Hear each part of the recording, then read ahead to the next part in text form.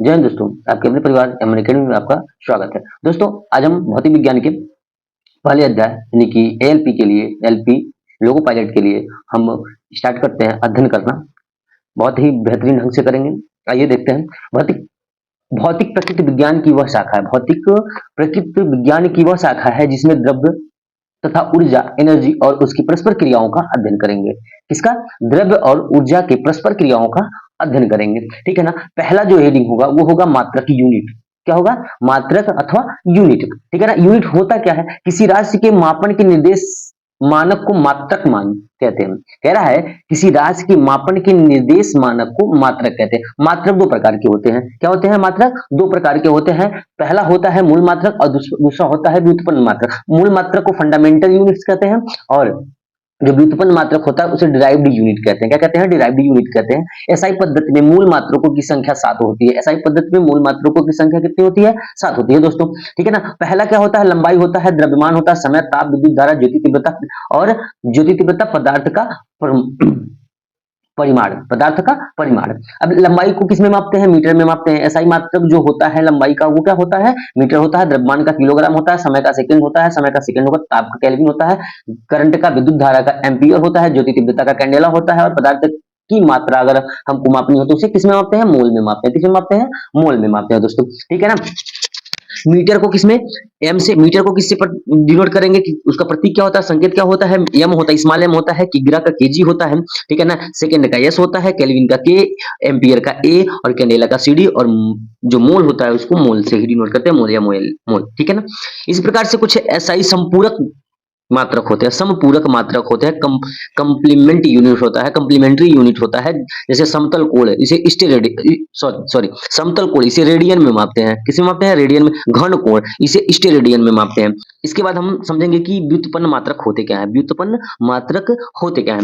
वे सभी मात्रक जो मूल मूल मात्रकों की सहायता से व्यक्त किए जाते हैं। वे सभी मात्रक जो मूल मात्रकों की सहायता से व्यक्त किए जाते हैं। जो मूल मात्रक होते हैं उनकी सहायता से अगर व्यक्त किए जा रहे हो मात्रक तो उनको हम क्या कहते हैं? व्युत्पन्न मात्रक कहते हैं। बहुत ही लंबी दूरी को मापने के लिए प्रकाश वर्ष का प्रयोग किया जाता है। बहुत ही लंबी दूरी मापने के लिए प्रकाश वर्ष का प्रयोग किया जाता है। जैसे पृथ्वी से लेकर सूर्य तक की अगर दूरी मापनी हो तो उसे हम प्रकाश वर्ष में मापेंगे। ये दूरी का बड़ा मात्रक होता है। दूरी का कैसा मात्रक होता है? बड़ा मात्रक होता है। एक प्रकाश वर्ष बराबर होता है 9.46 into 10 to the power 15 metre. 15 metre. दूरी मापने की सबसे बड़ी इकाई जो होती है वो फारसिक होती है। दूरी मापने की जो सबसे बड़ी इकाई होती है वो होती है फारसिक। क्या होती है? पारसिक होती है। दूरी मापने की सबसे बड़ी इकाई पारसिक होती है। एक पारसिक बराबर 3.26 प्रकाश वर्ष होता है। एक पारसेक बराबर होता है 3.26 प्रकाश वर्ष होता है। उसको हम लिख सकते हैं 3.08 10 टू द पावर 16 मीटर। कितना? 3.08 into 10 to the power 16 metre जो होता है एक पारसेक के बराबर होता है। ठीक है ना। बल की सीजीएस पद्धति में मात्रक डाइन होता है। कह रहा है बल का जो सीजीएस पद्धति में मात्रक होता है, बल का सीजीएस पद्धति में जो मात्रक होता है वो डाइन होता है। एसआई पद्धति में मात्रक न्यूटन होता है। बल का मात्रक एसआई पद्धति में न्यूटन होता है और सीजीएस पद्धति में डाइन होता है।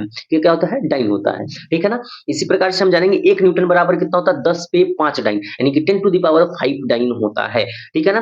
कार्य की सीजीएस पद्धति में मात्रक अर्ग होता है। सीजीएस पद्धति में कार्य का जो मात्रक होता है, सीजीएस पद्धति में कार्य का जो मात्रक होता है वो होता है अर्ग यानी कि एसआई पद्धति में जो कार्य का मात्रक होता है वो होता है जूल। क्या होता है? जूल होता है। 10 की विभिन्न घातों के प्रतीक 10 के विभिन्न घातों के प्रतीक 10 के विभिन्न घातों के प्रतीक। ठीक है। जैसे भौतिक में बहुत छोटी और बहुत बड़ी राशियों के मानों को 10 के घात के रूप में व्यक्त किया जाता है। अब 10 के मान 10 के घात के रूप में इसलिए व्यक्त किया जाता है क्योंकि संख्याएं बहुत बड़ी हो जाएंगी। इसे हम शार्ट करके छोटे से अंक में हम उसको बोल सकते हैं। ठीक है ना। इसलिए इसे शार्ट कर दिया गया है। कुछ ऐसे हैं जैसे परफिक्स और सिंबल्स हैं 10 की घात के रूप में 10 to the power 18, 10 to the power 15, 10 to the power 12, 13, 10 to the power 9, 10 to the power 6, 10 to the power 3, 10 to the power 2, 10 to the power 1। तो हम नीचे से पढ़ना इसको स्टार्ट करेंगे। Deca hecto kilo mega giga tera peta exa. क्या? Deca hecto kilo mega giga tera peta hexa. ठीक है ना। नीचे आप शुरू करेंगे 10 to the power 1, 10 to the power 2, 10 to the power 3, 10 to the power 6, 10 to the power 9, 10 to the power 12, 10 to the power 15, 10 to the power 18। ठीक है ना। Deca hecto kilo mega giga tera peta exa. ठीक है। अब 10 की घात में कुछ और है जो माइनस में है। किसमें है? माइनस में। तो deci centi milli micro nano pico femto और एटो। क्या है? Deci centi milli micro nano pico femto ए2 10 to the power -1, 10 to the power -2, -3, 10 to the power -6, 10 to the power -9, 10 to the power 12, 10 to the power -15, 10 to the power 18। ये है 10 के घात के रूप में कुछ कुछ प्रतीक, ठीक है ना। अब आइए देखिए, गति गति का है, ठीक है ना। गति का कुछ इसमें दिया हुआ है, जैसे अदिश राशियां, स्केलर क्वांटिटी, वैसी भौतिक राशियां जिनमें केवल परिणाम होता है, दिशा नहीं होती है, उसे हम अदिश राशि कहते हैं। अदिश राशियां या स्केलर क्वांटिटी इंग्लिश में बोलते हैं उसको, स्केलर क्वांटिटी अदिश राशियां वैसी भौतिक राशियां, ये वे भौतिक राशियां जिनमें केवल परिणाम होता, दिशा नहीं होता है, दिशा नहीं होता, उसे हम कहते हैं अदिश राशि कहते हैं। जैसे द्रव्यमान, चाल, आयतन, कार्य, समय, ऊर्जा, इसमें दिशा नहीं होती है, इसमें जो विस्थापन होता है वह दिशा निश्चित नहीं होती है, ठीक है ना। विद्युत धारा, ताप, दाब, ये सभी अदिश राशियां हैं। ये सभी क्या है? अदिश राशियां हैं। इनकी दिशाएं निश्चित नहीं होती, इनमें केवल परिणाम परिणाम होता है। क्या होता है? इसमें केवल परिमाण होता है, इसमें केवल परिमाण होता है, ठीक है ना। सदिश राशियां, वेक्टर क्वांटिटी, वैसी भौतिक राशियां, वे भौतिक राशियां जिनमें परिणाम के साथ साथ परिमाण के साथ साथ वैसी वे भौतिक राशियां जिनमें परिमाण के साथ साथ दिशा भी होती है, उसे हम कहते हैं सदिश राशियां। क्या कहते हैं? सदिश राशियां। जैसे वेग, विस्थापन, बल, त्वरण, इस ये क्या है? सदिश राशियां है। विस्थापन होता है तो हमें पता रहता है कि किस दिशा में विस्थापित हो रहा है, ठीक है ना। अगर हमको गोरखपुर जाना है तो हम अगर यहाँ से गोरखपुर जाएंगे तो हमारे घर से दक्षिण साइड में गोरखपुर पड़ता है, तो हम दिशा क्या है? निश्चित है ना, हमें पता है दिशा किधर है। गोरखपुर जाएंगे तो किस दिशा में जाएंगे, ठीक है ना। तो इसलिए जो वेग है या विस्थापन है उसकी दिशा निश्चित है। बल लगाएंगे तो हमें पता है किधर से बल लगाना है या किस पे लगाना है, किधर लगाना है, ठीक है ना। इसकी दिशा क्या होगी? निश्चित है। इसलिए बल, वेग, विस्थापन, त्वरण, ये क्या है?